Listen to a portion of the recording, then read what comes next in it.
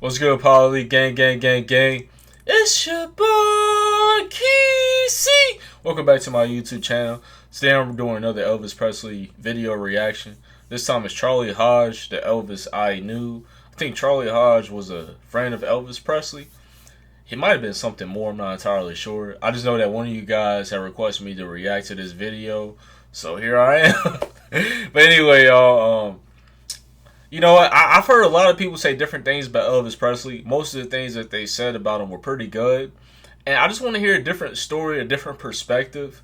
I like getting different perspectives on what people thought about other people. So it'll be interesting to see what Charlie Hodge thought about Elvis Presley. So let's just jump into the video. And if you guys haven't watched the video, then I guess it'll be both of our first time watching it. If you guys have, then I guess you'll have to see my reaction to it. See what I think about it. But let's get into it. Gave away to people over the years. He gave millions in cars and jewels and horses, boats, dogs. I remember that. He supported Cadillacs. 50 charities in Memphis alone. You never read much in the press about that.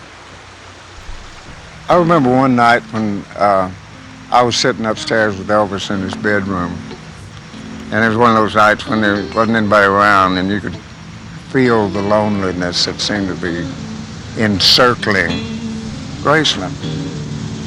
And Elvis was talking about how the guys just weren't around much anymore. You know, he said, it's like when we're on the road, I don't see them until time for the show, and they pick me up and take me to the show, and then they deliver me back to the room like it was a side of meat or something, and then they go and do their thing. He said, it's just not like it used to be, is it, Charlie? And I said, no, it's not. And all the time Elvis was talking, he'd be stretching his hands, you know, like that, and he'd take his feet and you know, turn them back and stretch them. And he said it seemed like he was sore, you know, just all over his whole body. And I know me and Billy Smith, his cousin, a lot of times we'd be up there and he'd say, would you mind rubbing my back with some of that lotion? Said, my body just seems to be aching and sore all over. I guess he thought it was from working as hard as he did on stage, you know? Yeah, because like I would think that it's because he performed a lot. He probably did a lot of shows, so it's probably a lot of wear and tear on his body. And I'm pretty sure this is probably towards the end of his career that Charlie is talking about Elvis and stuff like that, because he said it's not like because Elvis had told him performing and all that stuff and hanging out with his friends, it's not like what it used to be. So this must be later on in his career that he's talking about Elvis and stuff like that. So I would definitely say it must be the wear and tear on his body, or it could also be maybe stress a little bit. Even like just your mind itself. Your mind's a powerful thing. A lot of people don't understand that. Stress, depression, stuff like that, it can affect your body. It can affect how you move, how you do different things. So it's really good to be stress-free if you can, and not try to worry about every little thing. It's good to worry, but not about every single thing.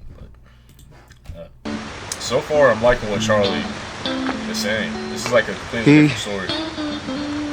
You know, in retrospect, and looking back, now you can see what the problem was. But it was much later and too late when we found out. Oh, Elvis told me one night when we were doing concerts, he said, Charlie, about halfway through the show, I'm just totally exhausted. And I noticed that, you know, his eyes, you know, they looked tired. You know, he was tired, that's all. At least that's what we all thought.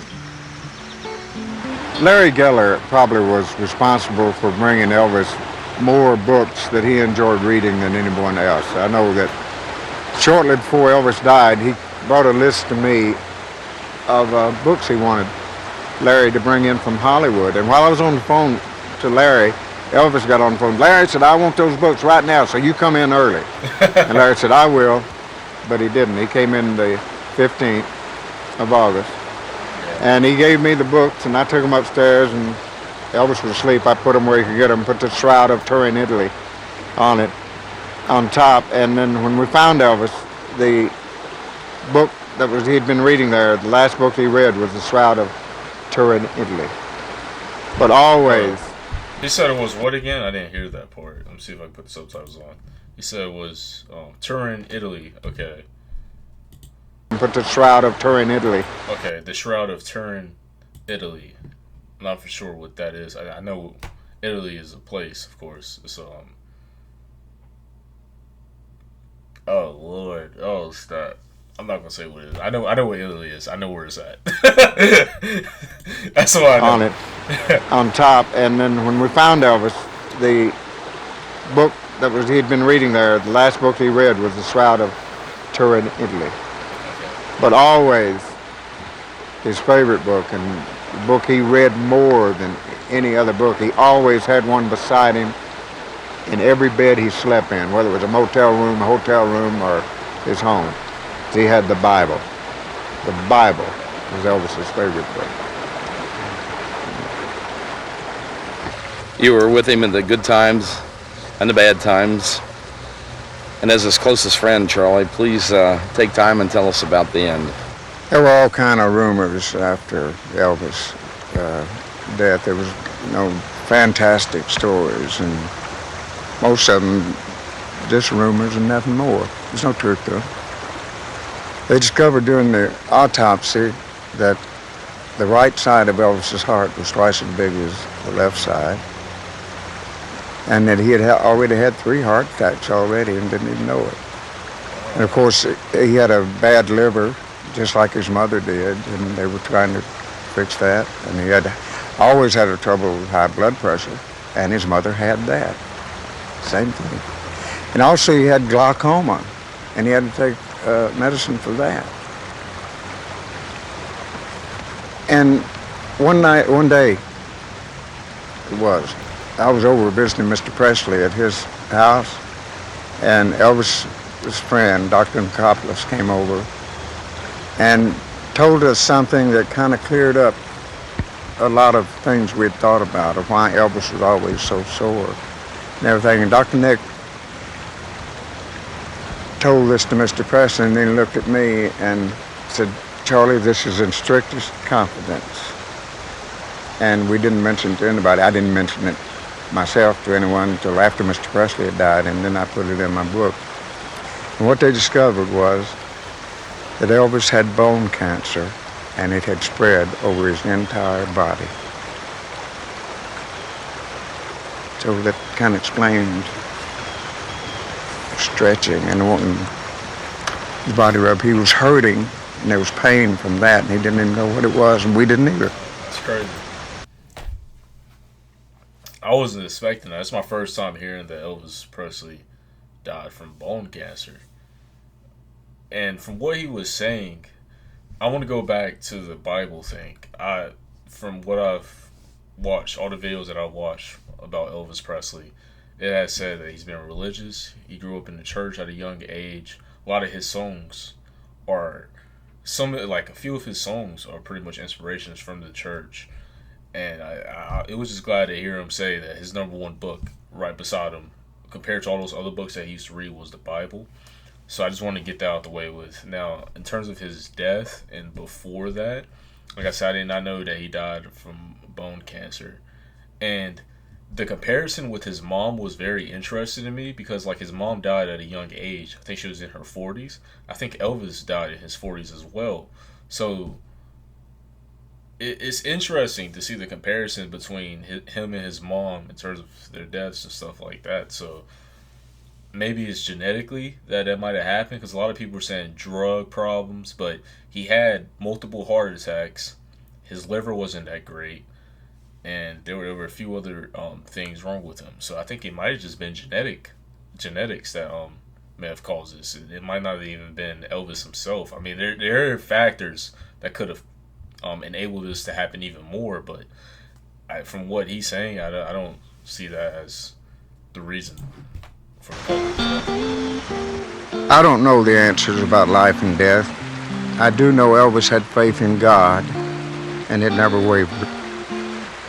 All I can tell you is that a bright, vibrant light, an exceptional soul, walked over to me on a Memphis stage one night I traveled around the world with him. I was privileged to share some of his most private moments, and I witnessed his unequaled generosity. Watched him give of himself to everyone, and I saw the impact he made on the whole world. We're all just a little bit better for his having been here. Lead me, guide me along the way. For if you leave me, I cannot say just something. I'll be honest with you guys, this was a sad video.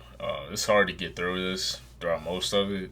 It was interesting to learn these new things about Elvis, but it was rather sad because I'm always hearing about his music, how great he is, the different things that made Elvis Elvis, Elvis with the black community, the things Elvis did for other people, how he gave to other people, his friends. But I haven't even delved into his death, the cause of his death, why he died, how he died, and that's something that I don't really like even diving into with my personal life. I rather just, talk about the living. And I mean, it is necessary to talk about the dead when you need to, but I just like to talk about the living. And it just sucks of what happened to him, how he got taken away at such a young age. Like 40s is really a young age to go by, and it sucks that had happened to him. But I like this story by Charlie Hodge. Very informative. If this was your guys' first time reacting to it, I hope you enjoyed the video. Thank you for watching. Thank you for supporting me. If you haven't yet, please subscribe to my channel. And I mean, so far, all of these Elvis videos have been great. And I'm going to continue reacting to them until there's no more to react to. If you guys want me to react to anything else, just let me know. And whoever sent me this video to react to, thank you for sending me this video. This was a great video to react to. And on that note, it's your boy, KeeSeeY, and Polly gang. Yo, I'll see you guys again, because I'm out.